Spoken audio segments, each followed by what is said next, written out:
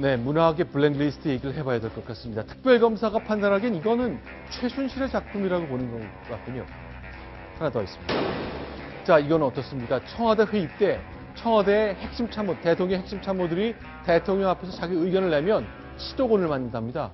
과연 누가 저렇게 언론을 막는 것인지 지금부터 하나씩 답을 좀 풀어보겠습니다.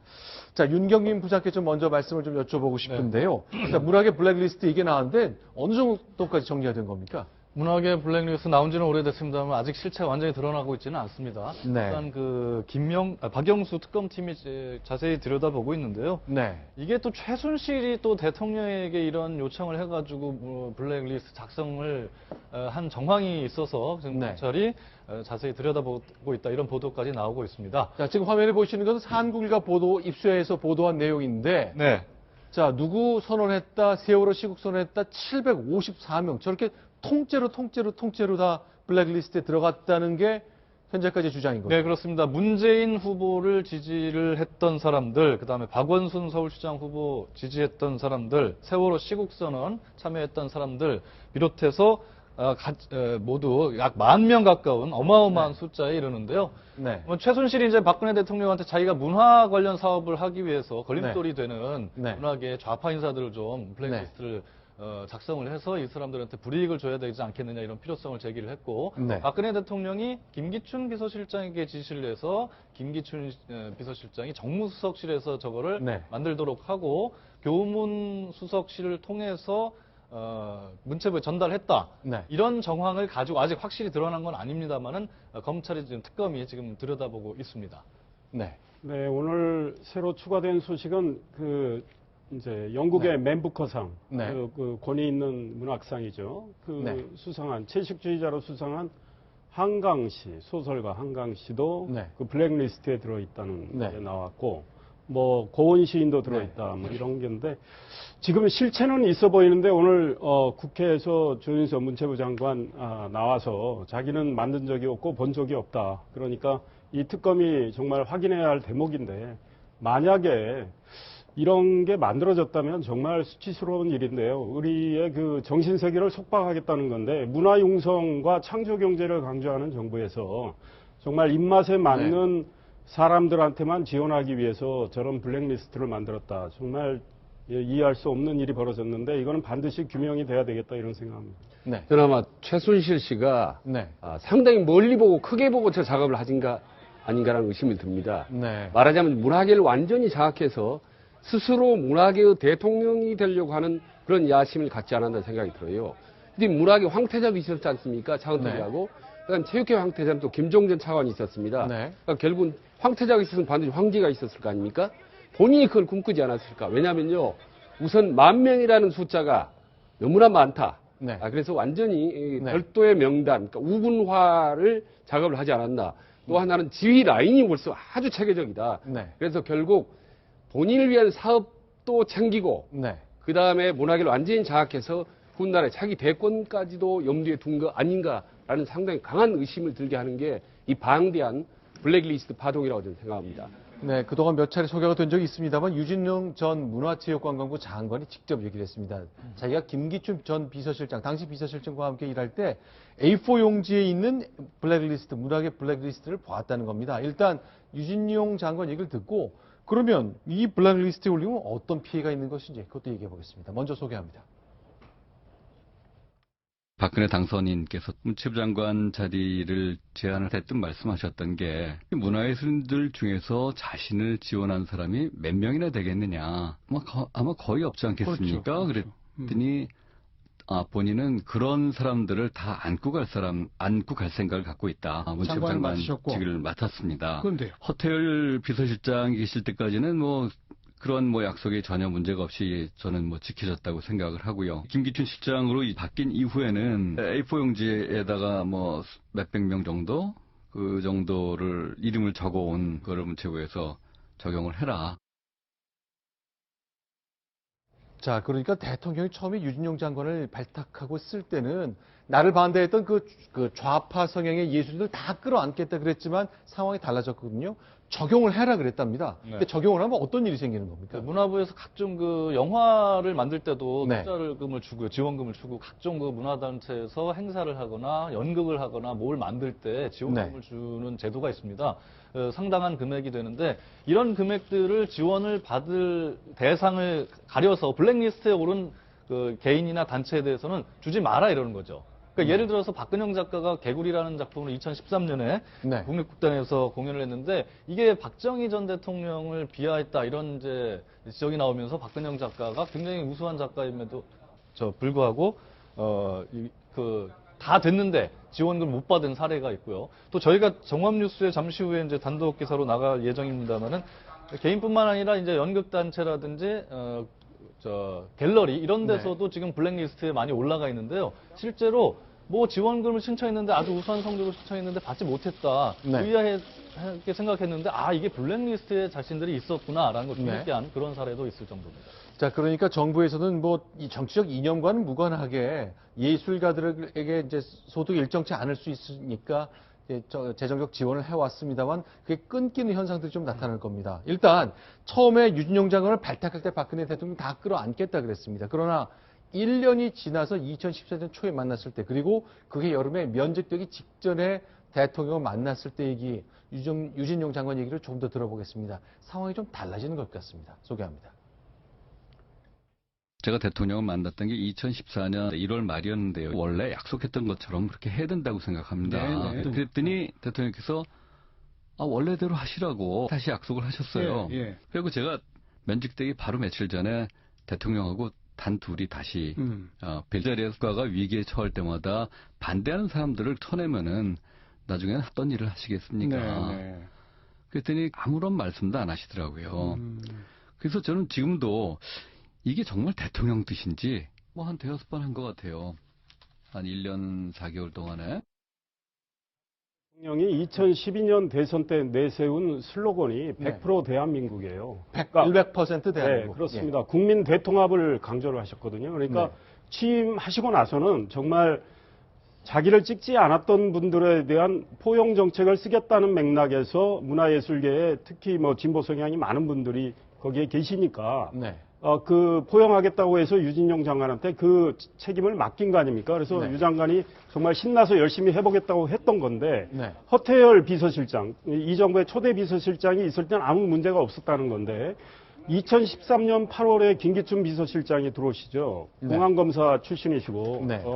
그렇기 때문에 김기춘 비서실장이 들어오시고 나서 바뀌었다는 거 아닙니까? 네. 그러니까 2014년 1월에 대통령 단독 면담 신청해서 이러시면 안 됩니다 했더니 대통령이 원래 뜻대로 그대로 가세요 한 건데 한 두세 달은 조용했답니다. 그런데 계속 내려오니까 이제 좌절감을 느끼고 또 반항도 하고 그러다가 결국은 경질이 된 거죠. 근데 맨 마지막 면직되기 직전에 대통령 독대를 했다는 얘기를 하거든요.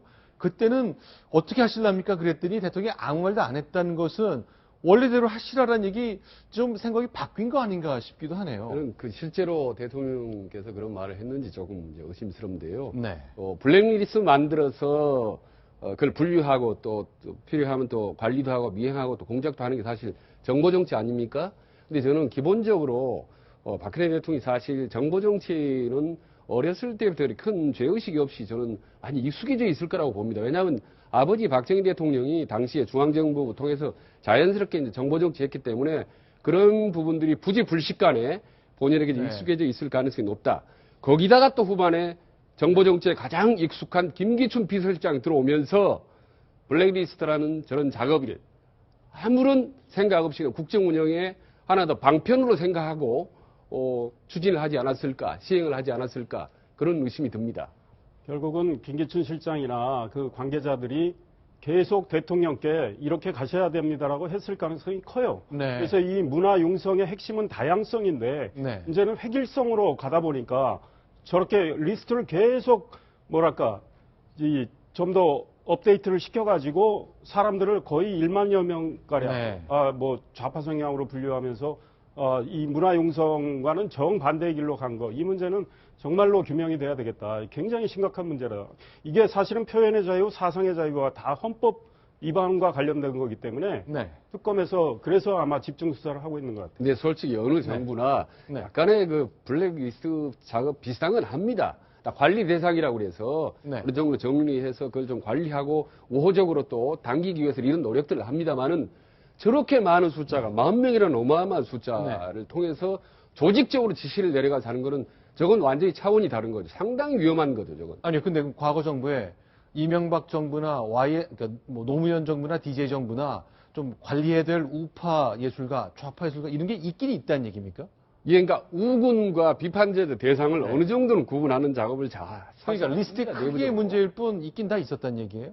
그러니까 어느 정도는 이제 분류적 정도는 사실 하는 게 사실입니다. 그거는 네. 뭐 경찰이든 뭐 정부에나 청와대 근무했던 사람은 다 아는 사실입니다. 그런데 지금 같은 경우는 질적으로 양적으로 완전히 다른 케이스죠. 네. 너무나도 거대한 공작 정치고 나머지 기본적인 작업들은 예, 사실 하고 있는 건 사실이죠. 자, 그런데요.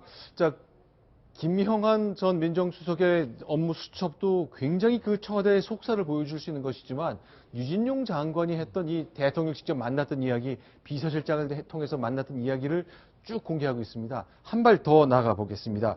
유진용 장관이요. 대통령과의 대화, 그리고 대통령과 하는 회의 문화에 대한 얘기도 언론에 공개했습니다. 소개합니다. 대통령께서 가령 뭐 정부 조직을 어떻게 바꾸겠다 이제 이런 말씀을 하시는데 네네. 제가 내각에서 토론을 해서 결정을 했어야 되는데 이거를 그렇게 결정을 하신다는 거는 위험한 조직입니다. 그랬더니 그러면 뭐 내가 대한민국 모든 사람의 얘기를 다 들으란 거냐 결정을 내시더라고요. 거의 토론이 없죠. 돌아가면서 한마디씩 하는 형태를 토론이라고 생각을 하시는 그런 것 같아요. 각부 장관 네. 박근혜 대통령이 스타일상 토론 같은 걸 즐겨하지 않는다는 건 뭐 익히 알려진 사실 아니겠습니까? 네. 대면 보고 자체도 많이 안 하시는데 네. 또 1대1로 하는 대면 보고를 꺼리는 이유들에서 뭐 여러 가지 관측들은 나오죠. 뭐 네. 어차피 뭐 생활 어떤 환경이나 특성이 있었다는 것부터 여러 가지 또 안 좋은 뭐 그런 해석까지도 있는데 1대1 대면 보고도 안 하시는 분이 그 수석 비서관들이나 아니면 국무위원들이 간에 어떤 현안을 놓고 참모들과 뭐 집중적으로 토론하는 그런 것도 익숙 안 하는 것은 너무 당연한 거 아니겠습니까? 근데 네. 뭐 어찌됐든 간에 뭐 유진용 장관이 저런 얘기들을 밝혔는데 저는 뭐 유진용 장관의 저런 언급들이 대부분 뭐 사실일 가능성이 높다고 봅니다. 현재까지 드러난 어떤 다른 사안들과 비추어 봤을 때요. 네. 글쎄요. 근데 대통령이, 그러니까 대통령 앞에서 많이 들으십시오. 생각이 다른 사람도 함께 하십시오. 이렇게 하면 듣기 싫으니까 결국 이렇게 물러나게 되는 거군요. 대통령이 역정을 냈다는 얘기를 하는데, 아니, 제가 좀 소개할게요. 그렇죠. 아니, 그럼 내가 대한민국의 모든 사람의 얘기를 다 들으라는 거냐라고 반문을 했다는 예, 거죠. 기본적으로 이제 토론을 좋아하지 않는 거죠. 그리고 토론의 핵심은 반대 의견인데 일단 반대 의견을 상대가 제시했을 경우 그걸 다시 재반박하면서 토론을 할 만한 그런 또 경험이 별로 없었던 대통령이 거죠. 잘 안 되는 거. 네. 그리고 반대 의견 자체를 하극상 내지는 대통령 본인에 대한 어떤 저항으로 보기 때문에 네. 토론 문화가 사실 이 정부에서는 가장 좀 잘 이루어지지 않고 있죠. 그게 이제 불통 아니겠습니까? 네. 자, 이건 어떻습니까? 조금 더 해보겠습니다. 청와대 수석비서관 회의라면 대통령이 늘 곁에 두기는 참모들이잖아요. 매주 월요일 날 대통령 주재 수석비서관 회의가 열립니다. 그때 토론 문화, 그리고 과연 김기춘 비서실장이 얼마나 수석비서관들의 군기를 잡는지 그 장면도 내부 고발이 이어졌습니다. 네, 그 유진용 비서실장의 얘기를 조금 더 들어보겠습니다. 제가 수석들한테 들은 얘기는 김기춘 실장이 오고 나서 수석회의에서 수석들이 얘기하는 걸 금지시켰습니다. 받아 적으라는 얘기죠. 아, 예. 특히 대통령이 주재하는 회의에서는 수석들은 말 한마디 했다가는 김기춘 실장한테 끌려가고 아무튼 치동을 당했다는 얘기를 많이 들었고 이제 김영한 전 정무수석이 네. 남긴 업무 일지에 보면 장자 써 있고요. 그렇죠. 메모가 쫙 돼 있지 않습니까? 그런 네. 것들이 대부분 김기춘 실장의 지시사항을 받아 적은 것으로 언론이 해석해 온 게 그걸 이제 뒷받침하는 걸 유준열 전 장관이 말씀을 하신 거거든요. 그동안 김기춘 실장은요, 이런 거죠. 문화예술계의 좌파 주동 책동에 투쟁적으로 대응하라. 이게 네. 내가 지시한 건지, 김영한 수석이 자기 의견을 적은지, 그거 내가 어떻게 책임지란 말이냐 그랬는데, 유준영 전 장관의 말에 따르면 김기춘 실장은 다른 사람들 얘기 못하게 하고 자기 얘기만 쭉 했다는 거니까 네. 그게 지시사항일 가능성이 매우 크다는 걸 반증하는 거 아니겠습니까? 자, 이제 이렇게 얘기했거든요. 우리의 청와대 수석회의는 일방적으로 실장이 지시하는 것이 아니라 여러 가지 현안에 대해서 소통하는 자리다. 그러니까 뭐 자기 생각을 쓰는 경우도 있다고 했습니다만 사실이 아닐 가능성이 좀 더 높아졌다고 봐야 그 돼요. 얘기 이제 청문회에서 나온 얘기 아니겠습니까? 네. 김주철 실장이 뭐 야당 의원의 질의에 대해서 야 그거는 소통하는 자리인데 내가 지시하는 걸 받아 적는 게 아니라 소통하는 자리니까 김영환 전 수석이 이거를 다 본인의 생각을 쓴 것 수도 있지 않겠니? 라고 얘기를 합니다. 저희는 그 수석비서관 회의에 있지 않았겠지만 진실은 모릅니다. 김영환 전 수석은 돌아가셨기 때문에 이걸 밝히기 위해서는 당시에 대통령 비서실에 근무했던 수석들 다 불러다가 당신도 자기 생각 얘기한 적 있습니까? 네. 받아적게 했으니까 다 물어봐야 되지 않겠습니까? 네. 그런데 뭐 그러기 전까지 우리가 한번 추정을 해보면 모든 조직에도 네. 마찬가지죠. 조직 문화는 리더가 만듭니다. 그렇지 네. 않습니까?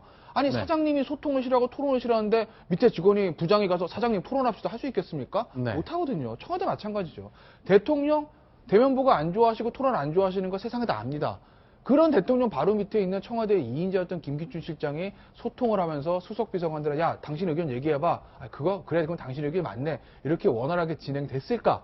글쎄요. 저는 그거보다 김기춘 실장의 일방적인 지시로 운영이 됐을 확률이 조금 더 높다고 생각합니다. 1년의 인터뷰에서 드러났습니다만 유진용 문화체육관광부 장관은 사실은 이제 노무현 정부 때도 문체부 차관을 지냈었는데 그때도 대통령과 청와대가 듣기 아주 불편한 얘기 많이 했었는데 이 기억 많이 하실 것 같습니다. 역시 배짱 있는 공무원인가? 이건 어떻게 해석해야 됩니까?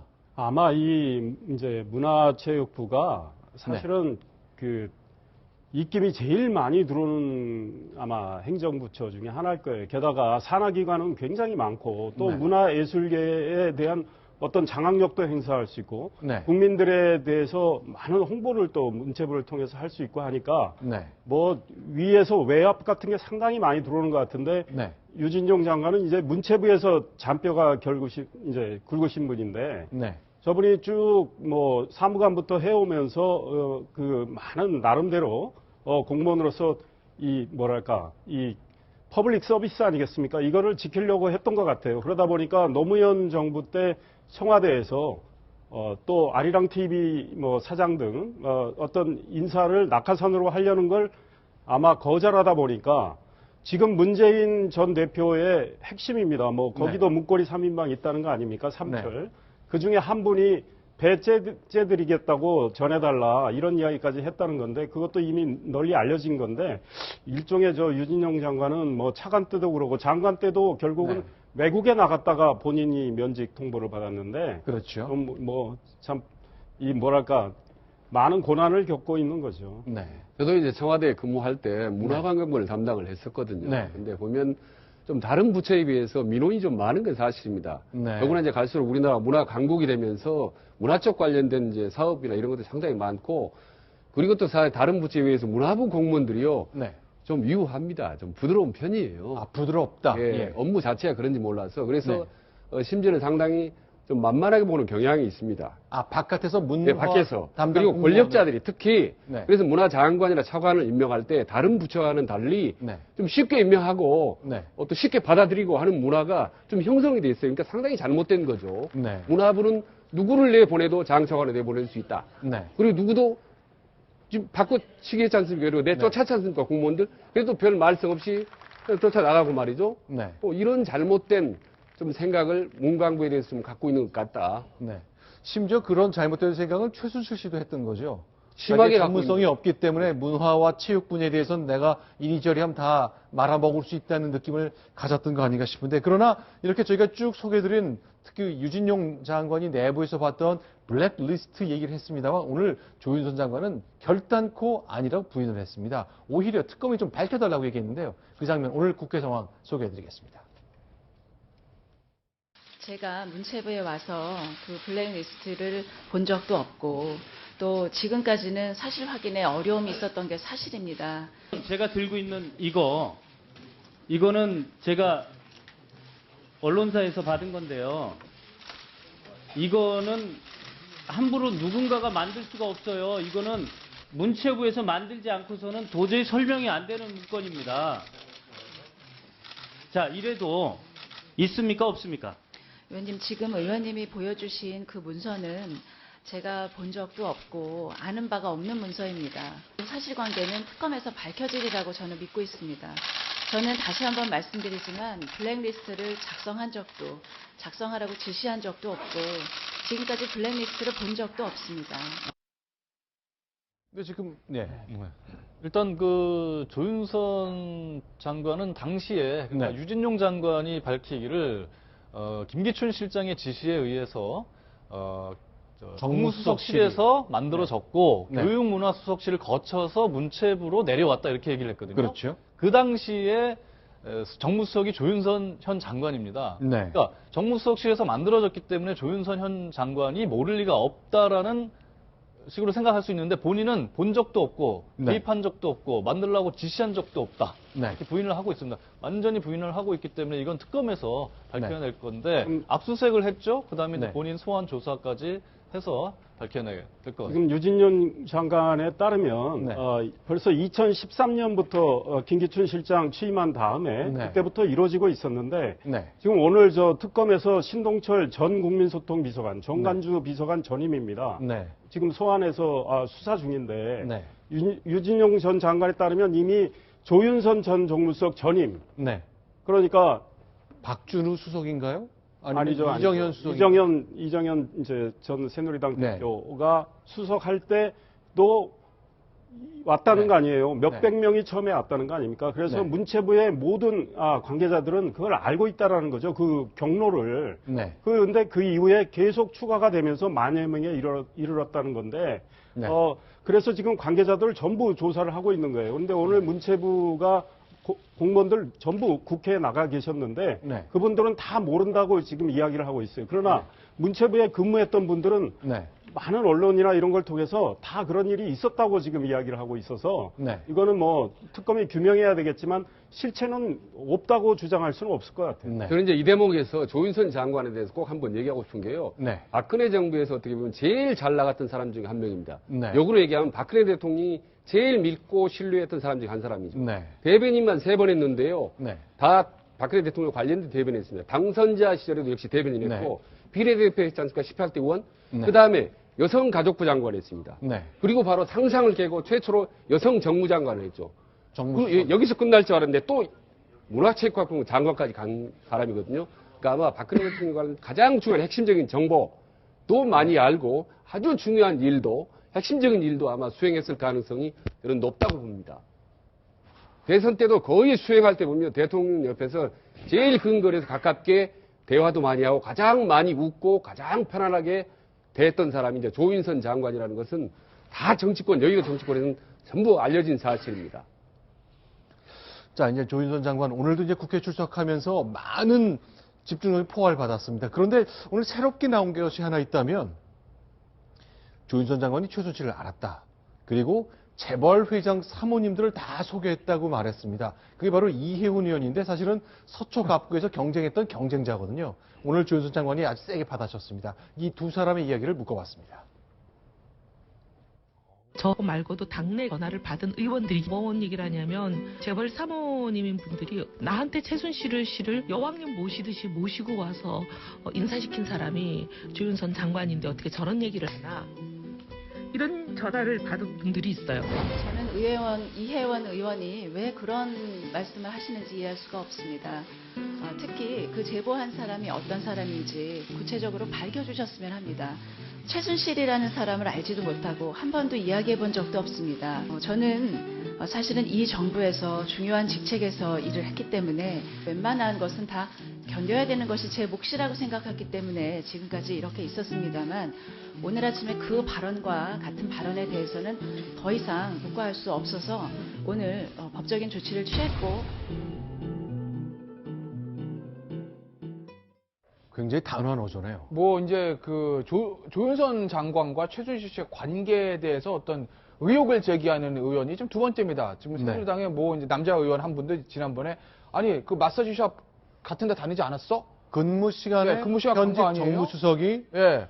마사지 최윤실 씨와 같은 마사지샵에 다닌 거로 내가 들었는데 감찰관실에 있는 직원한테 들었습니다. 그랬더니 조윤선 장관이 그럼 대대해 오십시오. 그럼 대지심을 하겠습니다. 이렇게 얘기를 했습니다. 네. 그게 이제 1차전이고요. 네. 이거는 이제 2차전에 생긴 거죠. 이혜원 의원과의 문제가 생긴 건데, 근데 그 1차전에 의혹을 제기했던 남자 의원을 조윤선 장관이 고소했다는 얘기는 아직 들리진 않는데, 네. 오늘 오늘 이혜원 의원에 대한 것은 바로 즉각적인 법적인 조치를 들어갔다는 걸 보니 이미 지난번 경선 때 앙금이 아직 남아있는 거 아닌가라는 생각도 들고요. 근데 어찌됐든 간에 뭐 법적인 수사를 통해서 밝혀지겠지만, 네. 이혜원 의원도 이제 아마 이 부분에 대해서 본인도 어느 정도 근거가 있으니까 하지 뭐 그냥 아무거나 막 던지진 않지 않았습니까? 다만 수사를 통해서 밝혀진 일이지만 이게 이제 사실은 너무나 민감한 문제이기 때문에 누구로부터 어떤 제보를 받았는지는 조금 구체적으로 근거를 밝히시는 게 어떤 더 파장을 막을 수 있지 않을까 이런 생각이 드네요. 네. 예, 워낙에 그 이제 새누리당 전신 한나라당 때부터 네. 우리 이혜원 의원, 조윤선 장관, 또 나경원 의원 요 네. 예, 세 여성 의원들이 그 미묘했습니다. 그리고 또 저 두 분은 경선 때 네. 불과 12표인가 13표 차이로 이혜원 의원이 경선에서 이겼는데 네. 뭐 여러 가지 뭐 그런 백그라운드가 있는데 이혜원 의원이 어느 정도 수준의 제보를 받아서 네. 했는지는 모르지만 지금 뭐 국회에서 면책 특권을 받는 자리도 아니고 네. 한 뭐 라디오 인터뷰에서 그래서. 밝힐 정도라면 네. 이혜원 의원도 굉장히 치밀한 분인데 나름대로 해도 뭐 무방하겠다라는 판단이 들었으니까 했을 것 같은데요. 네. 그러나 뭐 조윤선 장관 입장에서는 뭐 정말 본인의 명예와 관련된 문제이기 때문에 가만히 있을 수는 없었다고 판단해서 오늘 즉각적으로 이제 법적 조치를 들어갔기 때문에 결국은 저 문제는 네. 뭐 어느 정도 나중에 진위가 가려질 것 같아요. 근데 좀 지켜봐야 될 것 같아요. 자, 그러니까 저 한 의원은 당신이 현직 정무수석 시절에 최순실 씨와 함께 그 마사지 클럽에 같이 갔다가 민정수석실에 적발이 됐고 그래서 조사를 받은 적이 있다. 내가 그 공무원을 이 자리에 데려올 수 있으니 다음번에 증인으로 나와서 대질에 응하겠느냐라고 물었을 때 하자 그랬거든요. 일단 그 의원이 후속 조치는 아직 안 하고 있습니다. 저는 그거 반드시 해야 된다고 생각하는 쪽이고 오늘도 이제 라디오 인터뷰니까 면책특권 없이 한 얘기니까 결국 검찰이 또 가리게 되는 상황까지 가버렸군요. 글쎄요, 조윤선 장관이 현직 네. 장관이 진짜 순환 시대가 올 것 같은데 보면 마사지에다가 말이야 최순실과 관계에다가 집무실이 또 압수수색 당했지 않습니까? 네. 그리고 곧 또 특검에서 소환 조사될 가능성이 높다고 하는데 저런 상태에서 현 장관 업무를 제대로 수행할 수 있을지 상당히 좀 걱정되는 상황인 것 같습니다. 네. 알겠습니다. 어쨌건 나는 최순실을 본 적도 없고 전화한 적도 없고 대화한 적도 없는데 같이 마사지샵 갔다 그랬고 최순실을 대기업 총수에게 소개하면서 여왕처럼 맞들라고 얘기를 했다는 사실 혹시 확인될지 모르겠습니다만 어쨌건 양 당사자 중에 한쪽은 좀 다치게 되는 상황이 될 수 있을 것 같습니다.